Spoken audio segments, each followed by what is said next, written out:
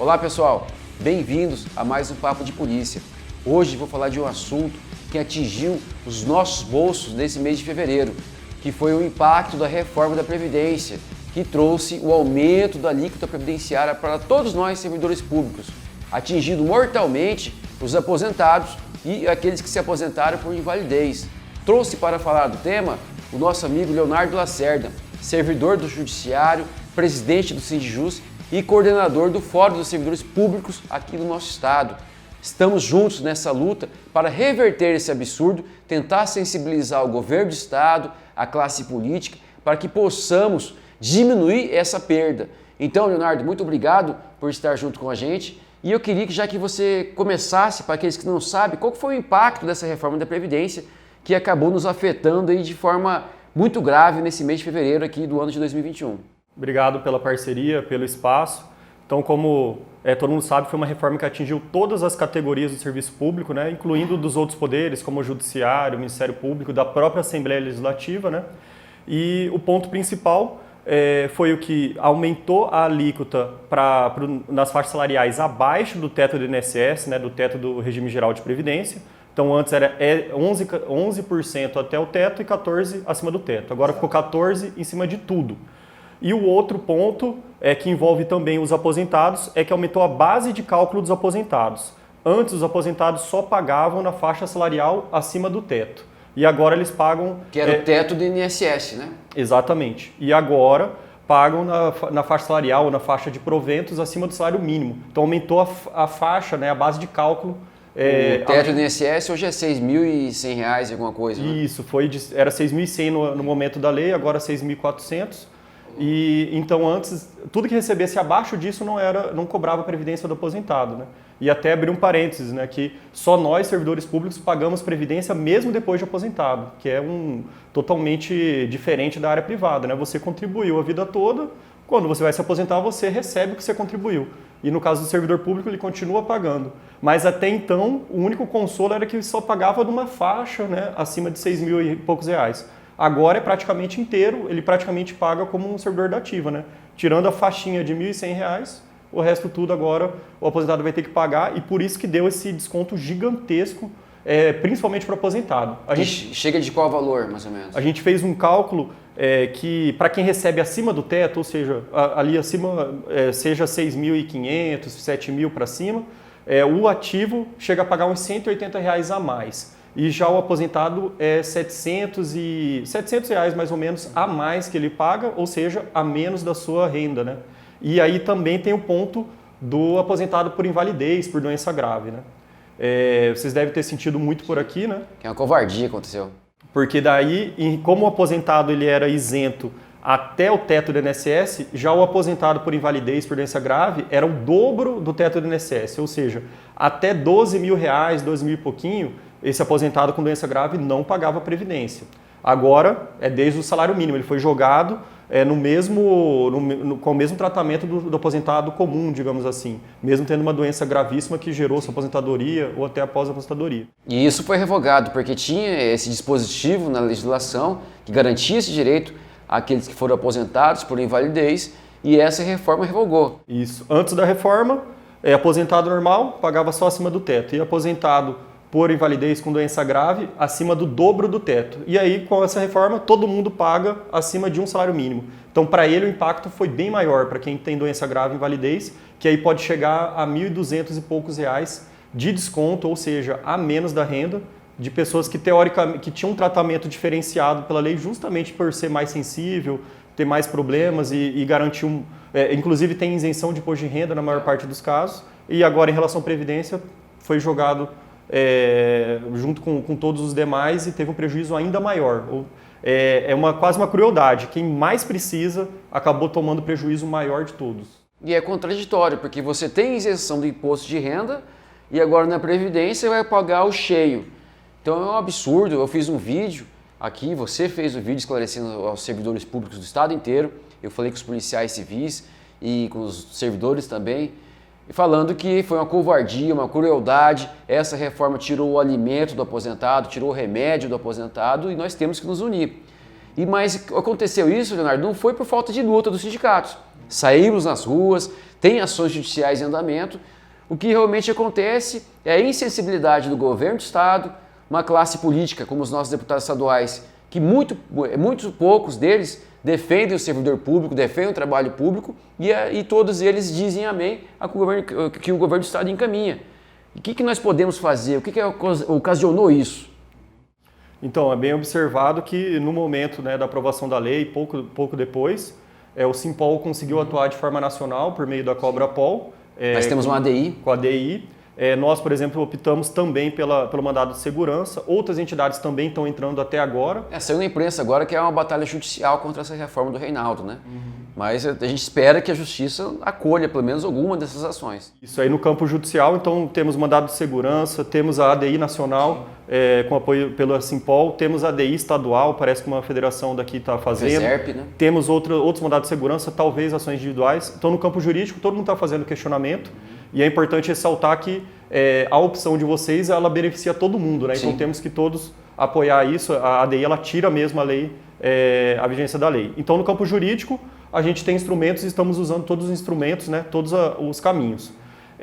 No campo da luta, no momento da lei, como bem observado, o que atrapalhou muito foi que o governo simplesmente tratorou, né, que é a gíria que a gente usa no legislativo, passou com rolo compressor. Ou seja, ele mandou uma lei dia 11 de maio e fez toda a tramitação de forma urgente. Em 10 dias? Em 10 dias já estava aprovando a lei. Sendo que o governo federal ele tinha reformado a legislação a âmbito federal e dado um prazo ali até 31 de julho para algumas alterações, não necessariamente essas que foram feitas, mas para as alterações teria até 31 de julho do ano passado para fazer. E aí, então, a gente teria, por exemplo, como ter debatido isso aí no final do mês de maio. Feito audiência pública. Isso, no mês de junho, até no mês de julho, uma audiência pública, mesmo que virtual, né, como tem várias reuniões, vários congressos hoje em dia. E há indagações, Leonardo, que todos fazemos, principalmente os representantes das entidades de classe. Cadê o dinheiro da nossa GEPREV? O extinto Previsul tem um patrimônio que são fazendas, imóveis, cadê onde estão, né? Cadê o valor que o Estado passa diretamente para a GEPREV? Ninguém sabe. Quem está no Comprev, que é o conselho que acompanha as nossas contas da GEPREV, não tem conhecimento. Nós temos um representante da Polícia Civil que está lá, é aposentado, ele não sabe o que o Estado repassa, quando que repassa, como que está a saúde financeira. Então fica difícil você majorar a alíquota, retirar daqueles que mais precisam, porque quem está sendo prejudicado é o aposentado e o aposentado ganha menos.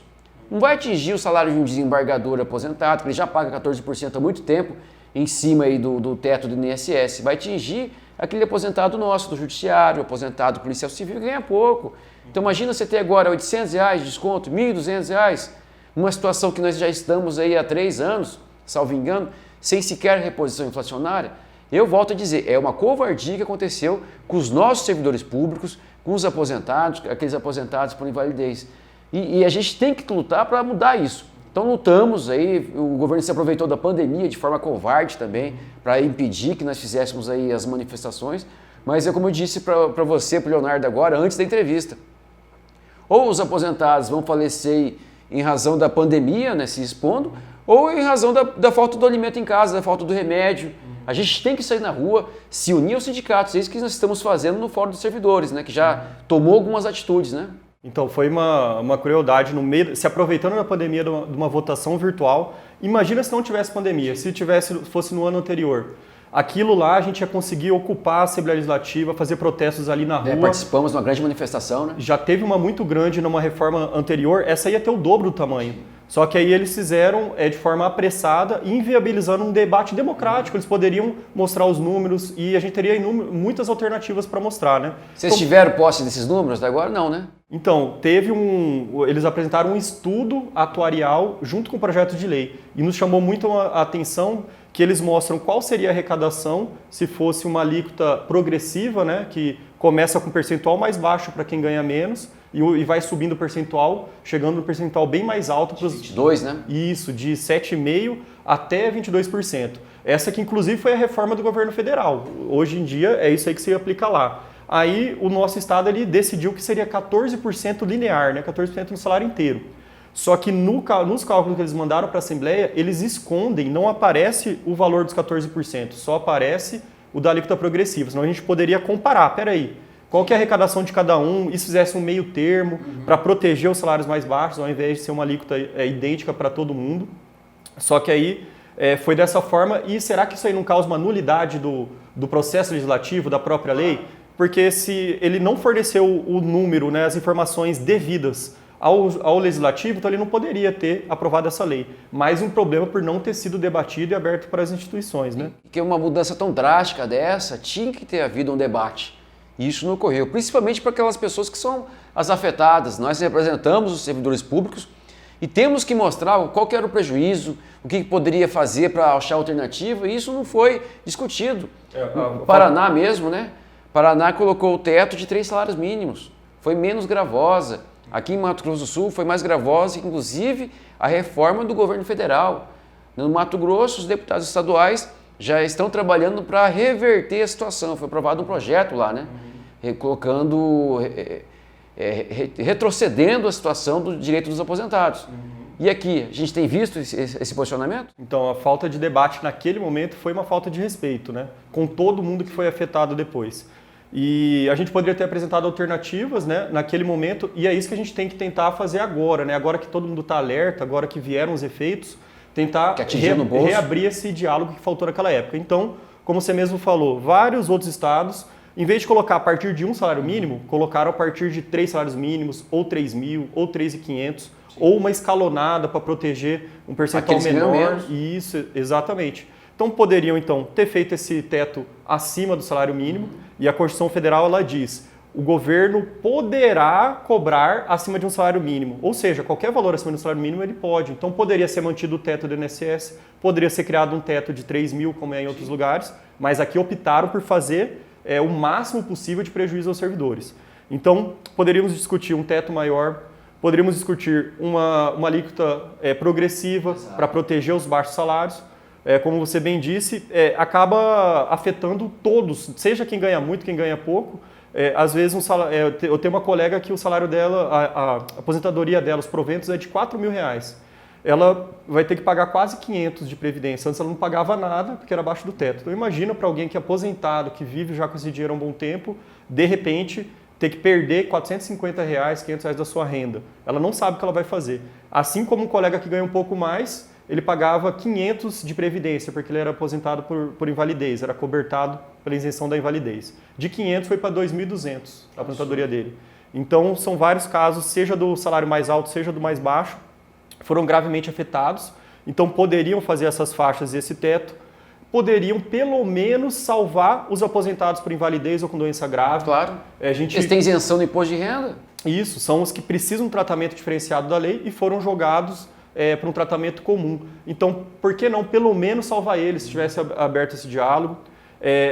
Outras ideias. A própria discussão do fundo de 400 milhões que foi absorvido pelo governo. Será que ele não poderia devolver isso abatendo dos aposentados ou até mesmo dos ativos, pagando o que ele está devendo? Onde que está esses 400 milhões? E uma outra ideia seria, e se ele aumentasse, ao invés dos servidores, aumentasse a alíquota patronal? Hoje, se eu não me engano, ela está em 25%, por que não aumentar ali para 26%, para 26,5%, dependendo do valor? A gente não tem como saber os valores porque não mostraram os números, porque aí o próprio governo poderia absorver na sua parte da alíquota, absorver esse déficit que eles não mostraram direito. E nesse momento, até o próprio governo do estado está impedido de dar aumento acima da inflação, né? Foi a Lei 73, aprovada pelo governo federal, ela impede esse aumento. Então o Estado poderia falar, opa, vou suportar um pouco essa situação, porque o servidor público aqui em Mato Grosso do Sul já não tem a inflação, já há um bom tempo, tanto do Judiciário, Ministério Público, Executivo, e ainda vem reduzir salário. Isso é um absurdo, uma covardia que eu volto a dizer. Nós temos que trabalhar juntos, unidos, para reverter. Quais são os próximos passos agora?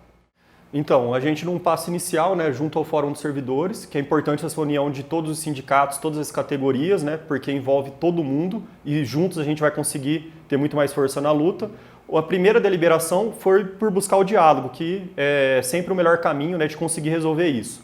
Então a gente oficiou em conjunto o presidente da Assembleia para começar, para tentar esse diálogo que não ocorreu em maio, né, para ver se consegue melhorar essa lei, porque ela ficou extremamente cruel, extremamente ruim, né? Então, tentar aprimorar ela e debater outros caminhos. A gente vai aguardar pouco tempo, porque o assunto é urgente, né? Então, já em breve, se não houvesse diálogo, a gente vai tentar mais uma vez de uma forma mais incisiva, e aí vamos para novas deliberações em conjunto, né, com o Fórum de Servidores. Então, provavelmente poderá ser liberado por uma petição virtual, né, em virtude da pandemia, ou e-mails, ou uma forma de comunicação direta com a participação da categoria, assim como nós, de sindicatos, temos que estar unidos, toda a categoria também tem que estar unida e atuando, né? A força dos sindicatos vem da participação da base, não é dos dirigentes, é da participação de cada um.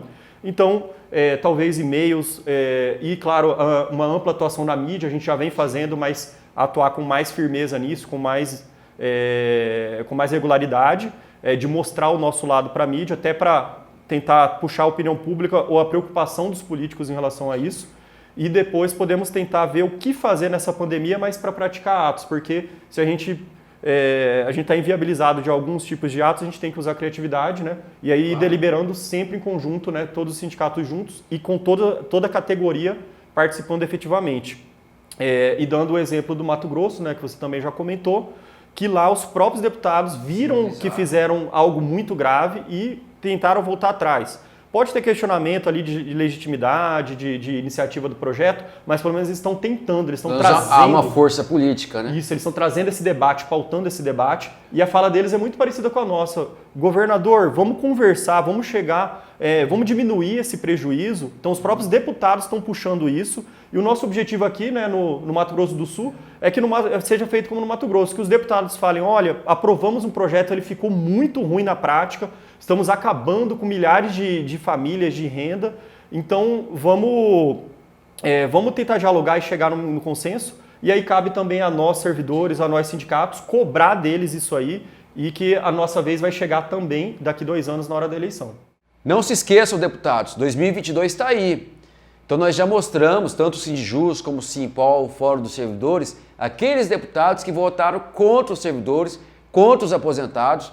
Está em tempo de mudar esse voto, está em tempo de propor uma medida alternativa para que não sacrifique os aposentados do nosso Estado. Contamos com vocês. Outra coisa importante para salientar, Leonardo, é dessa união, porque pode ainda ocorrer um aumento maior ainda da alíquota, porque foi aprovado nessa lei a possibilidade de uma contribuição extraordinária. Se hoje está muito difícil com 14, pode ir para 15, 16, dependendo do que o Estado apresentar nessas contas. Por isso que é fundamental que a AGEPREV seja transparente, para que a gente tenha acesso a essas contas e possamos apresentar alternativas. O exemplar, o Previsul, ele agregava o plano de saúde e o plano previdenciário. O plano de saúde é da CACEMES, a gestão é dos servidores públicos e é o plano superavitário. Por que a AGEPREV dá prejuízo? Nós não somos culpados da corrupção, da incompetência, da má gestão, não. Nós contribuímos. Todo mês, do meu salário, do seu salário, dos nossos aposentados, saía o dinheiro destinado à Previdência. E agora ela está quebrada?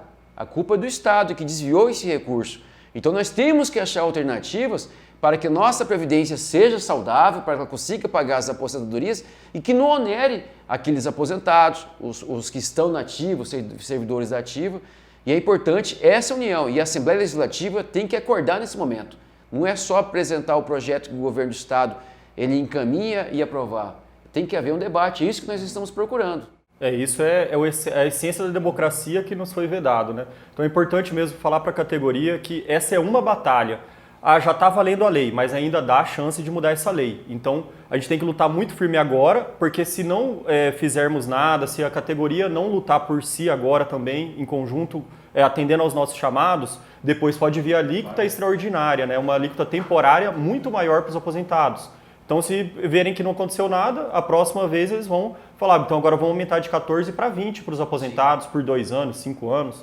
Então, temos que mostrar agora, fazer o nosso basta, tentar mudar o que foi feito e não deixar piorar, né? Porque se a gente ficar parado, vai piorar. E lembrando também que já estamos nesse problema aqui, nessa batalha, e já está para vir a reforma administrativa, né, no âmbito federal. Então, e estadual também, né? Então a gente está sendo atacado por todos os lados, se nós não reagirmos com firmeza, aí é ir ladeira para baixo. Então, vamos atuar firme agora na reforma da Previdência, nos preparar para a reforma administrativa e atuar em conjunto e lutar muito. E vamos ver se a gente consegue reverter tudo isso, porque nós, servidores públicos, nós temos orgulho de servir a população e a gente está sendo taxado como vilão, como responsável por todos os prejuízos que na verdade são causados pela classe política, em sua maioria, né? Na verdade, nós somos essenciais, né? Nós temos que ter uma segurança pública de qualidade, eficiente. Você precisar da polícia, a polícia está ali, é pronto emprego, for registrar uma ocorrência, já tem um policial para registrar, para investigar, ir no judiciário, o judiciário é eficiente, o Ministério Público que atue. Toda a máquina pública, ela depende do servidor público, e o servidor público tem que estar motivado, ele tem que fazer o seu trabalho com eficiência, com zelo, mas nós não somos os vilões, somos essenciais. Nós temos que inverter esse paradigma que a classe política hoje tem colocado. Nós temos aí o dever de atender bem a sociedade, servir o público. Agora, com esse trabalho que vem ao longo dos anos, acabando com a nossa previdência, reduzindo o nosso poder de mobilização, acabando com o poder do funcionário público de negociar, principalmente das entidades, acaba desmotivando, acaba tendo um serviço público que não é um serviço público de qualidade. Nós temos que inverter esse papel. E esse papel agora depende de vocês, dos servidores da ativa, dos aposentados, temos que nos unir. Nós temos que nos indignar com esse projeto, né, Leonardo? E mostrar que temos a força de mudar. Começa com a indignação e depois com a luta, e estaremos juntos na luta. Então eu quero agradecer aqui a sua participação. O Sindjus é um sindicato muito atuante, é o palco também do nosso Fórum dos Servidores, as nossas reuniões são lá, então sempre que a gente tem alguma demanda, a gente se reúne no Sindjus, tomamos as deliberações e vamos em frente. É o sindicato aqui em Mato Grosso do Sul dos mais atuantes, então agradeço, Leonardo, ao Fabiano Reis que está aqui acompanhando também, que é o tesoureiro do Sindjus, e estamos juntos nessa luta, tá, Leonardo? Conte conosco, contamos com vocês também, principalmente com os servidores. Obrigado pelo espaço, né? Vamos sempre atuar junto, pela parceria de sempre. Todos nós servidores unidos, se a gente se unir mesmo, a categoria atuar junto, a nossa força é gigantesca. A gente tem que ter consciência disso e vamos mudar toda a situação que está agora. Unidos somos mais fortes e vamos para cima. Unidos somos mais fortes, somente através da luta que nós vamos reverter esse atual cenário, tá? Obrigado mais uma vez, Leonardo. Obrigado a todos que nos assistiram. Esse é o Papo de Polícia. Até a próxima e vamos para a luta.